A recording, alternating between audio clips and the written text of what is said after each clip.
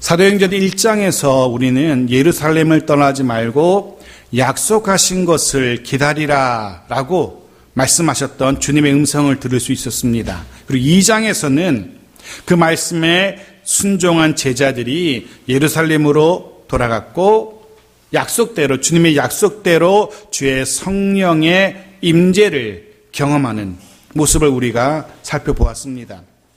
3장에서 우리는 성전 미문이라는 곳에 앉아서 구걸하던, 나면서부터 걷지 못하던 사람을 예수의 이름으로 일으켜 세웠던 베드로와 요한의 모습을, 그리고 그로 인해서 군중들이 몰려든 그들에게 둘러싸여서 예수 그리스도에 대한 이야기를 전하는 베드로와 요한의 모습까지 보았습니다.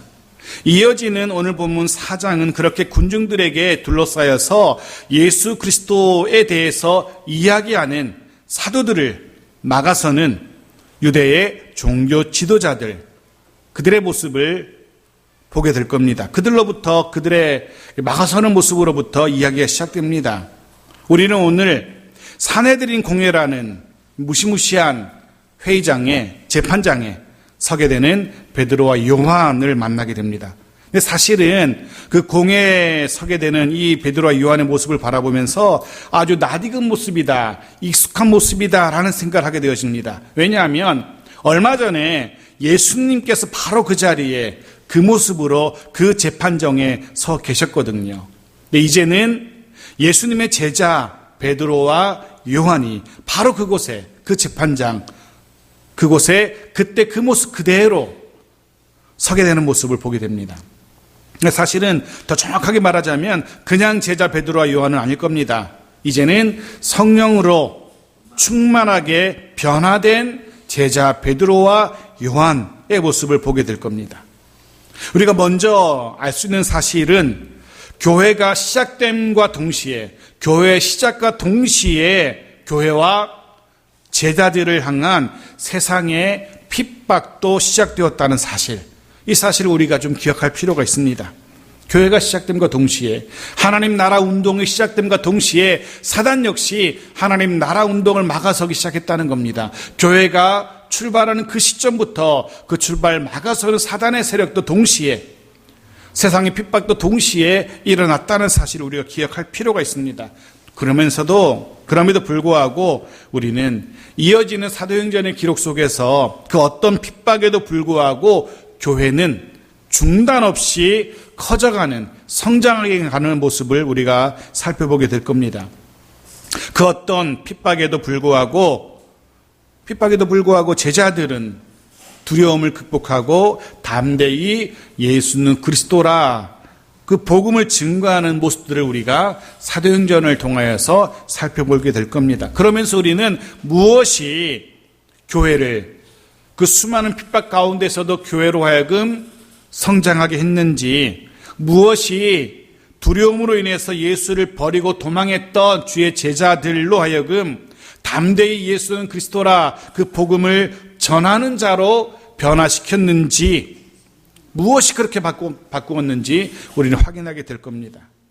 먼저 마가복음 14장 50절 말씀 보십시오. 같이 읽겠습니다. 시작. 제자들이 다 예수를 버리고 도망하니라. 그렇습니다. 이게 복음서가 마지막으로 기록하는 제자들의 모습일 겁니다. 어쩌면 예수를 버리고 도망하니라. 예수가 종교 지도자들에게 붙들려서 재판장에 끌려가실 때, 십자가 지시고 골고다 언덕을 올라가실 때 제자들은 한 사람도 예외 없이 걸음마 나살려라, 자신의 안위를 위하여서 도망했던 사람들입니다. 그런 제자들이 오늘 본문에서 우리는 어떻게 변했는지 보게 될 겁니다. 자, 1절 말씀 보십시오. 같이 읽겠습니다. 시작. 사도들이 백성에게 말할 때에 제사장들과 성전 맡은 자와 사두개인들이 이르러 베드로와 요한이 모인 군중들에게 설교를 이어가고 있어요. 베드로와 요한이 수많은 군중들에게 둘러싸여서 그의 설교를 이어가고 있습니다. 그리고 그 소식을 들은 유대의 종교 지도자들이 몰려옵니다. 누가 몰려왔습니까? 제사장들이 몰려왔고요. 성전 맡은 자들이 몰려왔고요. 그리고 사두개인들이라고 성경이 기록합니다.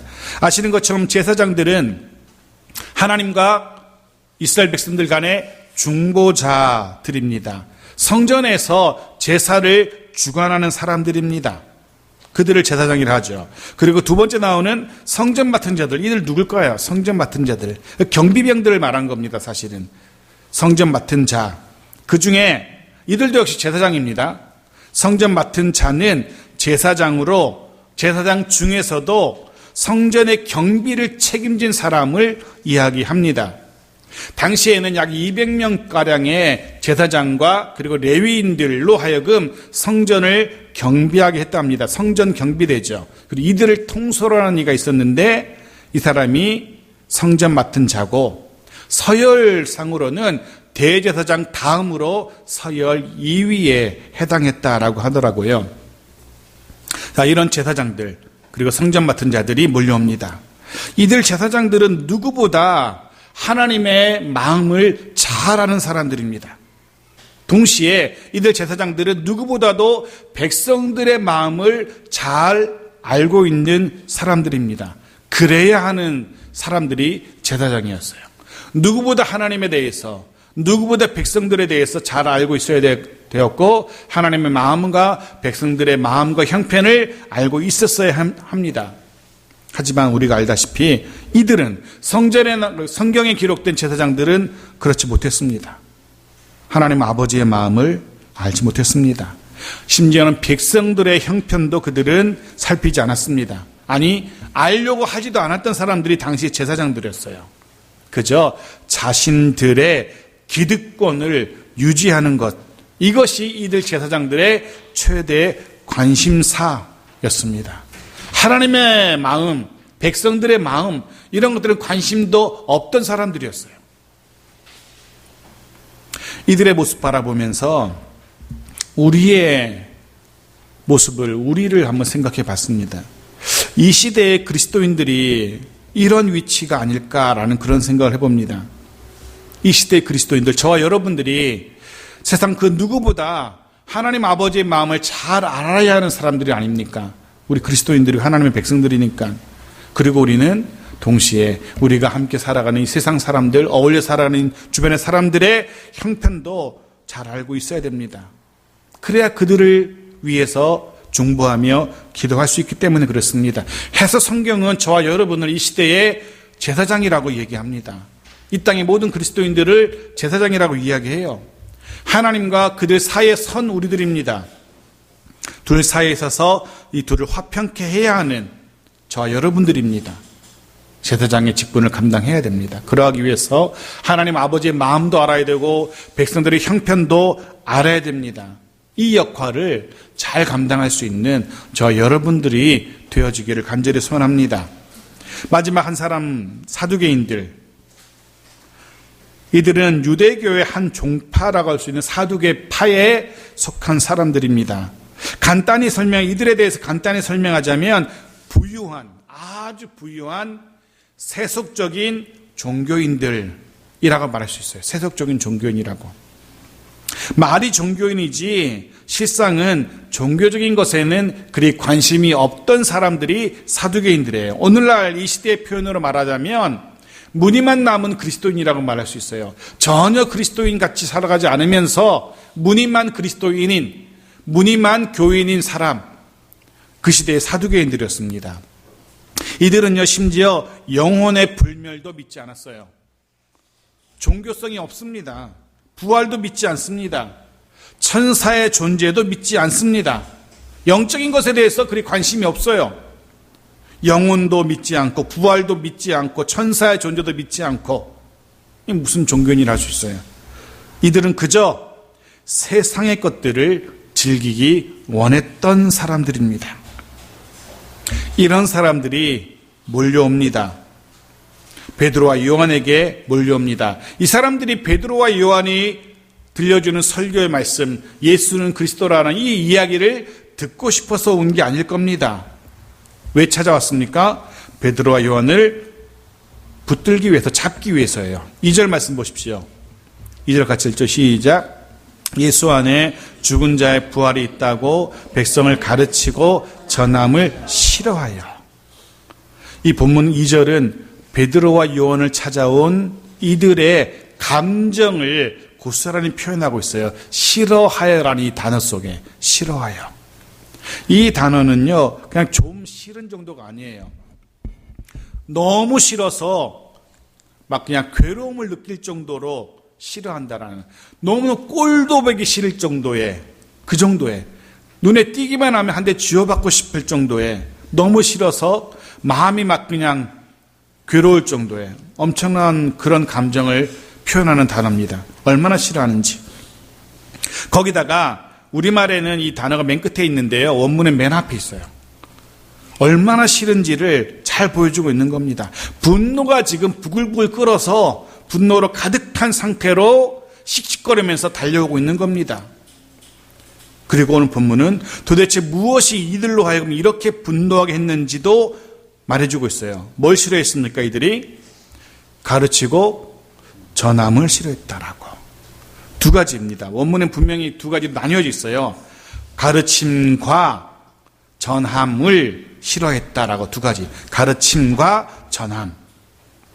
먼저는 베드로와 요한이 가르친다는 사실 자체가 싫었던 거예요. 이들이 지금 어디서 가르치고 있습니까? 성전에서 가르치고 있다는 그 사실 자체가 이들로 하여금 분노케 했고, 더 나아가서 심지어는 가르치는 내용 자체가 이들을 분노하게 했던 겁니다. 사실 성전에서 아무나 군중들을 모아놓고 가르칠 수 있는 게 아닙니다. 성전에서는 오직 제사장들만이 가르칠 수가 있어요.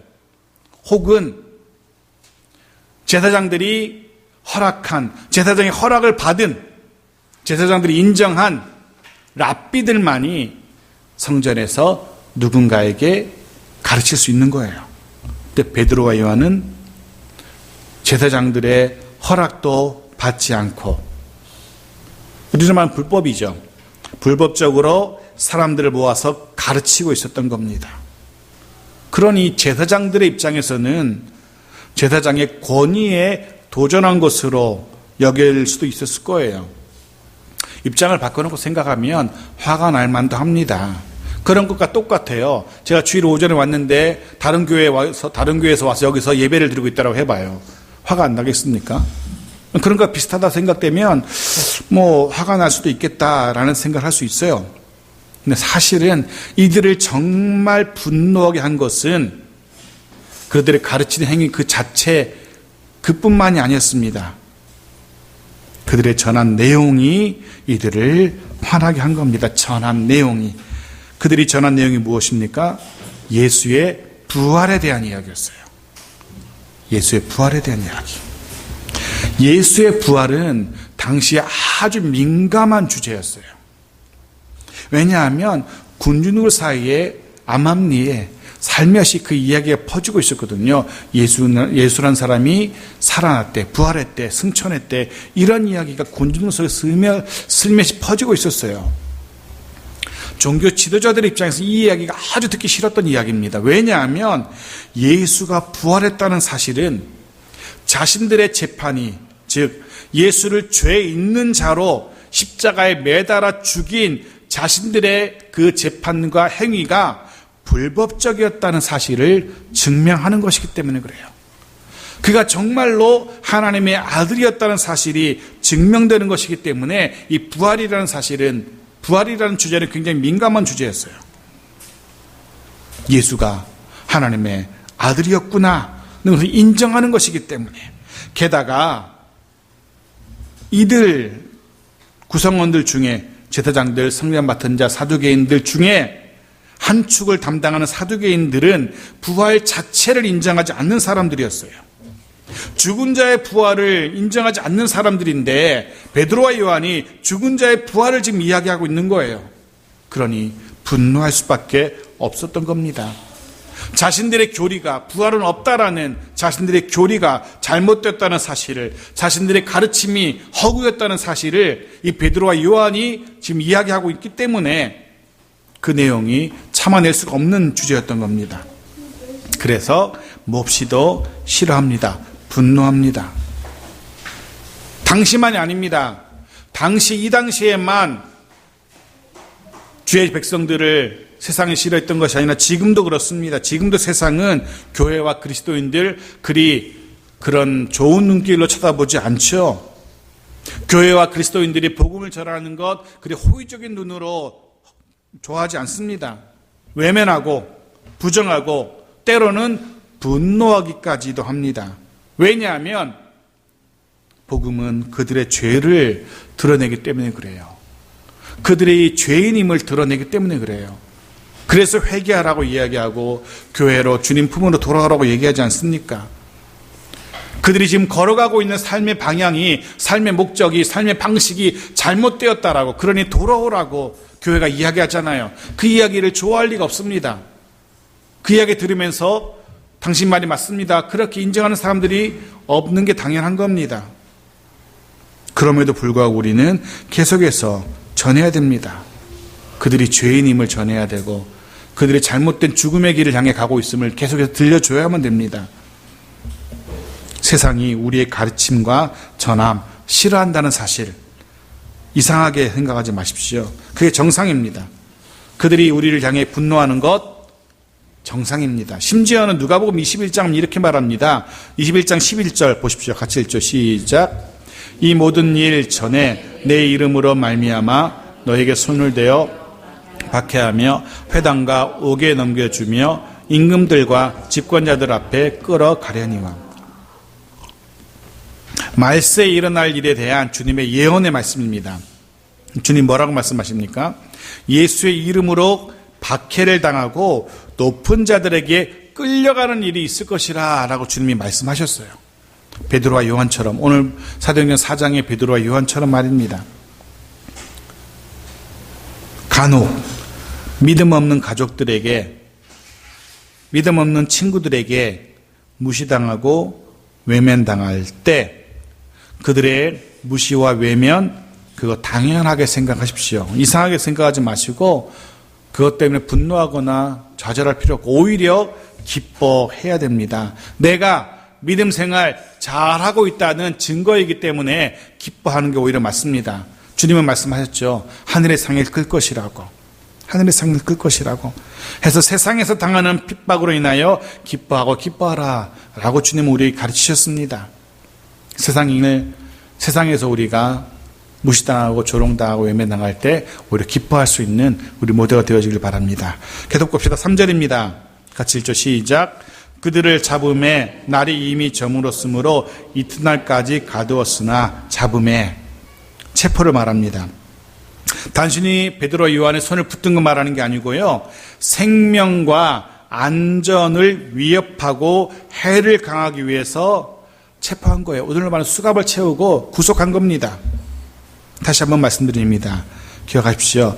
말씀대로 최선을 다해 살아간 후에 땀과 눈물 흘리며 주님께서 맡기신 사명을 감당한 후에 심지어는 피 흘려 복음을 증거한 후에 그런 우리에게 주어지는 것이 칭찬과 보상과 상급이 아니라 비난과 조롱과 모욕일지라도 오히려 생명의 위협일지라도 이상하게 여기지 마십시오. 억울하다고 생각하지 마십시오. 주님이 겪으신 일이었고 우리 믿음의 선배들이 겪은 일이었습니다. 그리고 주님의 발자취를 따라가는 우리가 겪을 일이고 우리를 따라오는 우리의 후배들이, 믿음의 후배들이 겪게 될 일입니다. 날이 이미 저문 뒤에 체포된 베드로와 요한은 재판을 위해서 하룻밤을 지내게 됩니다.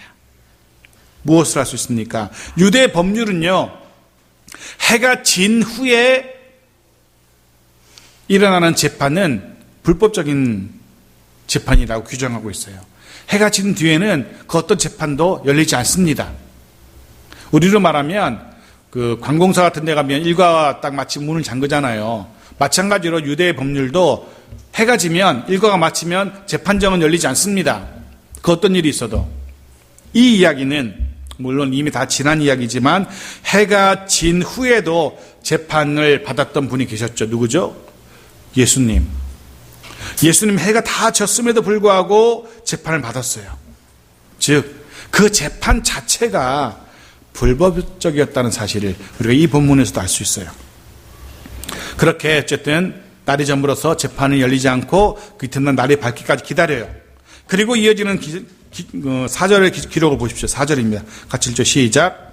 말씀을 들은 사람 중에 믿는 자가 많으니 남자의 수가 약 5천이나 되었더라. 논리적으로라면 날이 저물어서 이튿날까지 가두었다. 그 다음에 날이 밝아서 재판이 이어졌다. 이렇게 이어지는 재판을 기록해야 되는데 뜬금없이 사도행전의 저자인 누가는 베드로와 요한이 잡혀가서 재판을 기다리는 것과는 별개의 그날에 베드로와 요한의 설교를 듣고 예수 믿게 된 자가 무려 5천이나 되었다라는 말 그대로 뜬금없는 문장을 기록해 놓고 있어요. 왜? 무엇 때문에 저자인 누가가 이 재판을 다루고 있는 베드로와 요한이 붙들려서 재판을 받게 되는 이 흐름 속에서 갑자기 이 이야기를 하고 있을까? 무엇을 보여주려고? 누가는 지금 그 어떤 핍박도 교회 성장을 막을 수 없다는 사실을 보여주기 위해서 이 본문을 기록하고 있어요. 그 어떤 반대에도 주께로 돌아온 이들이 점점 많아지게 될 것이라는 사실을 누가는 보여주고 있는 겁니다. 기억하시는지요? 다락방에 처음 모였던 성령의 임함을 기다리던 사람들은 120명 정도의 사람들이었습니다. 그러다 성령의 임재 후 방언을 하게 된 사람들, 그리고 그 사건을 통해서 예수를 믿게 된 사람들이 3,000명이었습니다. 그리고 오늘 또다시 베드로와 요한의 설교를 듣고 성전에서 주께로 돌아온 사람들이 5,000명이었대요. 자, 돌발 질문입니다. 그러면 지금까지 총 몇 명이 우리로 말하면 등록교인이 되었을까요? 몇 명, 처음에 120명이 출발했고, 그리고 3,000명, 5,000명. 몇 명입니까? 8,120명이겠죠.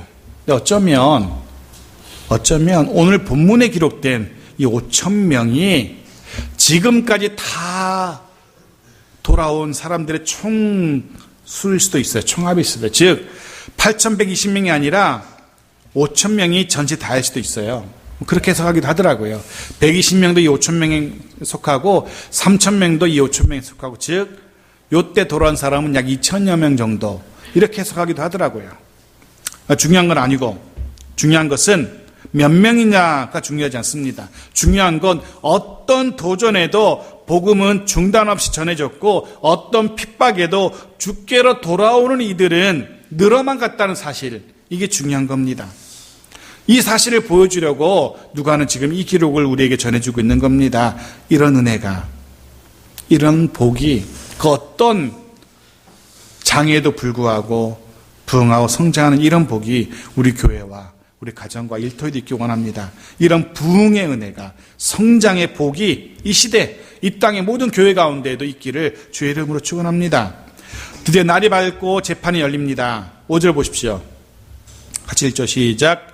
이튿날 관리들과 장로들과 서기관들이 예루살렘에 모였는데, 관리들은 제사장들을 말하고요, 장로들은 주로 사두개인들을 말해요. 백성의 원로들.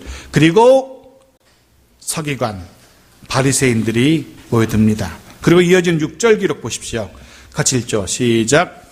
대제사장 안나스와 가야바와 요한과 알렉산더와 및 대제사장의 문중이 다 참여하여, 마지막으로 대제사장이 소개됩니다.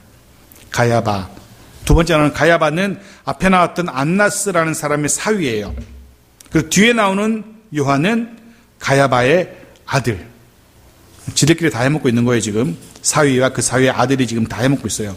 그 뒤에 나오는 알렉산더는 누군지 알려지지 않는 인물이고요. 기억하시는지 모르겠습니다. 대제사장은 한 명이었어요. 그리고 종신직이었어요. 제사장이 죽어야 그 아들이 대제사장직을 이어받아요. 그렇게 한 명 이어가는 게 대제사장입니다. 아들에게 물려줘요. 단 한 사람의 대제사장만 존재해야 돼요. 근데 본문에는 지금, 본문에만 해도 지금 몇 명입니까? 본문에만 해도 지금 4명이 등장하고 있어요. 안나스, 가야바, 요한, 알렉산더. 무엇을 보여줄까요? 그만큼 이 시대에 종교가 타락하고 부패했다는 사실을 보여줘요. 멋대로 자기 사위를 대제사장 임명하고 멋대로 자기 아들을 대제사장 임명하고 돈을 받고 막 파는 거예요. 또 이들의 이름이 특별히 기록된 이유는, 이들의 문중이 다 참여했다라고 이렇게 기록해 주는 이유는, 이들이, 이 대제사장의 문중이 당시에 사내들인 공회, 재판정을 장악하고 있었기 때문에 그렇습니다.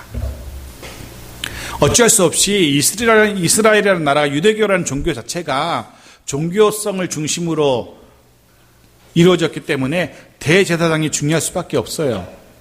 당시에는 더했어요. 가장 강력한 영향력을 행사하던 사람이 대제사장이었어요. 역사가 요세푸스는 이렇게 기록해요. 대제사장의 영향력을 어떻게 기록하냐면 이렇게 기록해요. 들어보십시오. 하나님께 제사를 드리며 율법을 보호하며 분쟁을 중재하며 죄를 지은 사람을 처벌한다. 누구든 그에게, 대제사장을 말해요. 누구든지 그에게 불순종하는 자는 하나님께 불순종하는 죄에 해당되는 벌을 받는다. 그렇게 기록하고 있어요. 당시에 대제사장이 얼마나 막강한 권력을 가졌는지 말 그대로 고스란히 드러내고 있어요. 이들이 공회를 장악하고 있었어요. 바로 이들이 이전에 예수를 재판했고 이들이 예수를 십자가에 못 박아 죽인 이들입니다. 본문에 나오는 이 안나스가 예수를 심판한 대제사장이고요. 가야바가 예수를 십자가형을 선고한 사람이 바로 가야바예요. 그런 사람들이 멀쩡히 다시 재판정을 구성하고 있는 거예요. 마치 우리나라에 그 대법관 9명이 쫙 들어서 있는 것처럼 그 재판장을 장악하고 있어요. 바로 그 자리, 예수께서 재판을 받았던 그 자리, 예수께서 유죄 판결을 받았던 그 자리에 이제는 예수님의 두 제자 베드로와 요한이 서 있는 겁니다. 얼마나 무서웠을지, 얼마나 두려웠을지. 말도 못하게 무섭고 말도 못하게 두려웠을 것 같아요. 얼마나 두렵고 얼마나 무섭고 얼마나 겁났을까. 한 번도 서보지 못한 재판정이잖아요. 근데 7절 말씀 보십시오. 7절 같이 읽죠. 시작. 사도들을 가운데 세우고 묻되 너희가 무슨 권세와 누구의 이름으로 일을 행하였느냐. 질문합니다. 딱 하고. 그런데 보십시오. 저는 그 다음 주에 이제 제자들의 모습을 보겠지만 먼저 우리가 눈여겨볼 것은 사도들을 가운데 세우고 바로 이 자리가 예수님이 얼마 전에 서셨던 바로 그 자리거든요. 예수님이 재판받았던 바로 그 자리에 제자들이 서 있어요. 근데 제자들이 무슨 생각을 했을까? 어떤 느낌이었을까? 한번 생각해 봤습니다. 예수님이 섰던 자리예요. 그 자리에 지금 제자들이 서 있어요. 여러분 한번 입장을 바꾸는 생각 보십시오. 내가 지금 섰는데, 이 자리에 섰는데 이 자리에 얼마 전에 예수님이 서셨던 자리래요. 느낌이 어떨까? 저라면 좀 무한한 감동을 느꼈을 것 같아요. 이 자리에 얼마 전에 예수님이 서 계셨지. 아마도 베드로와 요한은 말로는 풀어낼 수 없는 무한한 감동을 느꼈을 거예요. 예수님이 섰던 그 자리. 이전에는 예수님이 재판받을 때만 하더라도 두려움에 근처도 오지 못했던 사내들인 공의 재판의 자리였어요. 근데 이제 그 자리에 서 있어요. 짐작하기는, 그 다음에 이제 그 본문을 아니까 저는 베드로와 요한은 당당하게 그 자리에 서 있었습니다. 더 이상 두려움에 도망하던 제자들이 아닙니다.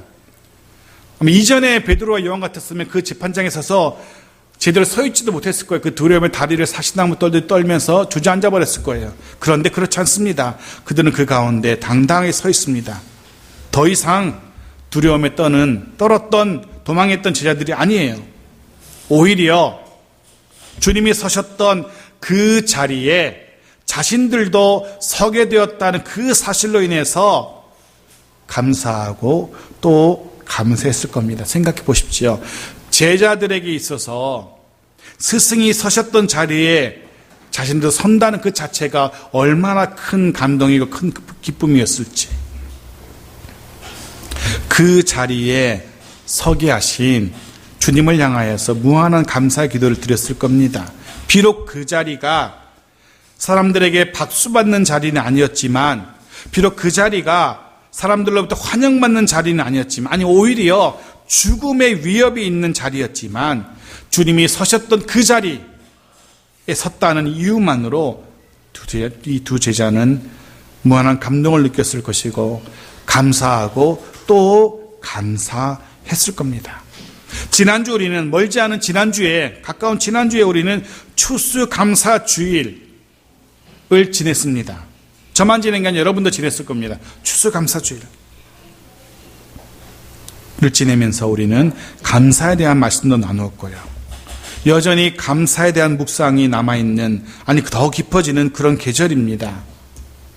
베푸신 은혜에 대한 감사가 있어야 할 것이고, 여기까지 인도하신 주님의 긍휼에 대한 감사가 있어야 할 겁니다. 정말 돌아보건대 때마다 일마다 도우신 하나님이셨어요. 정말 때마다 일마다 힘들고 지칠 때마다 이렇게 세워주셨고 붙들어 주셨던 주님, 그 주님을 향한 감사를 잊지 말아야 됩니다. 그런데 그런 생각해 봅니다. 참된 감사, 진정한 감사, 말로는 주님 감사합니다, 베푸신 은혜 감사합니다, 이끄신 은혜 감사합니다 말을 하지만 정말로 감사, 참된 감사, 진정한 감사가 무엇일까 한번 생각해 봅니다. 그런 결론을 내리게 되었어요. 진정한 감사는 주께서 베푸신 수많은 은혜들로 인하여 내 삶이 그 은혜에 감동해서, 그 은혜에 감사해서 내 삶을 변화시켜 가는 것, 그게 정말로 감사하는 모습이 아닐까라는 생각을 해봅니다. 내게 은혜 베푸신 하나님의 뜻대로, 하나님이 원하시는 모습으로 성장해 가는 것, 성숙해 가는 것, 그게 참된 감사가 아닐까라는 생각을 해봅니다. 그런 것 같습니다. 부모님의 은혜를 기억하고 정말로 감사의 마음을 갖는 자녀들이라면 어떻게 합니까? 그 부모의 기대대로 변화되어 가겠죠. 부모님의 기대대로 자라가는 것이겠죠. 그게, 아니 더 부모님의 기대를 뛰어넘는 것, 그렇게 반듯하게 자라는 것, 그게 정말 부모님의 은혜를 기억하는 사람의 모습이고 정말 감사하는 사람의 모습일 겁니다. 마찬가지라고 생각됩니다. 하나님을 향한 참된 감사는 우리의 삶이 구체적으로 변화되어 가는 것으로 나타나야 한다라고 생각합니다. 백날 감사해봤자 뭐예요? 감사하는 사람다운 삶의 변화가 없으면 아무 소용이 없는 겁니다. 아무리 입으로 감사합니다 라고 말해보지만 하나님이 기대하시는 대로 변화되지 않는다면 그건 참된 감사의 모습은 아닐 겁니다. 정말 감사하는 사람은 하나님이 기대하시는 모습으로 성장해 가고 변화되어 가는 것. 그렇다면 하나님께서 내게 기대하는 모습이 무엇일까? 하나님께서 여러분에게 기대하시는 모습이 무엇일까? 오늘 본문은 우리에게 이렇게 말합니다. 주님께서 서셨던 그 자리까지 나아가는 것이라고. 오늘 본문은 주님께서 가신 그 길을 따라가는 것, 그리고 종국에는 주님이 서셨던 그곳에 서게 되는 것, 바로 그것이 주님께서 저와 여러분에게 기대하시는 거라고 말씀하십니다. 그것이 우리를 향한 하나님 아버지의 기대고 바람이라고요. 그렇다면 그 은혜에 감사하는 사람은 그 기대에 걸맞도록 주님 가신 길을 따라가고 주님이 서셨던 곳에 설 수 있는 자 되어야 될 겁니다. 주님께서 서셨던 그 자리에 섰던 제자들처럼 우리도 주님께서 서신 그 자리에 설 수 있기를 바랍니다. 주님께서 가신 그 길을 걸을 수 있기를 바랍니다. 예수님께서 서셨던 그 자리에 우리도 서게 될 겁니다. 서게 될 날이 올 겁니다. 그 핍박의 자리에. 주님께서 가셨던 그 걸음의 발자취를 우리도 따라가게 된다면, 아니 따라가야 될 날이 올 겁니다. 그때 서게 될 때, 따라가게 될 때 그 선택의 순간 여러분은 어떻게 하실런지, 순순히 그 핍박의 자리에 서실 것인지, 아니면 이전의 제자들처럼 뿌리치고 도망할 것인지, 이전의 제자들처럼 내팽개치고 도망할 것인지, 아니면 성령의 충만함으로 담대하게 그 자리까지 나아가 그 자리를 지켰던 제자들처럼 할 것인지, 어떤 선택을 하실는지 바라기는 주님의 마음으로 주님 가신 그 길을 담대하게 걸을 수 있는 우리 모두가 되어주길 간절히 소원합니다. 더 이상 두려움으로 인하여서 떨고 숨죽인 모습이 아니라 주님이 그러셨던 것처럼, 그리고 주의 성령으로 충만하여서 베드로와 요한이 그러했던 것처럼 우리도 그렇게 주님처럼, 제자들처럼 성령으로 충만하여서 당당하게 세상 앞에 설 수 있고, 그 앞에서 예수는 그리스도라 라고 외칠 수 있는 우리 모두가 되어지기를 주의 이름으로 축복합니다.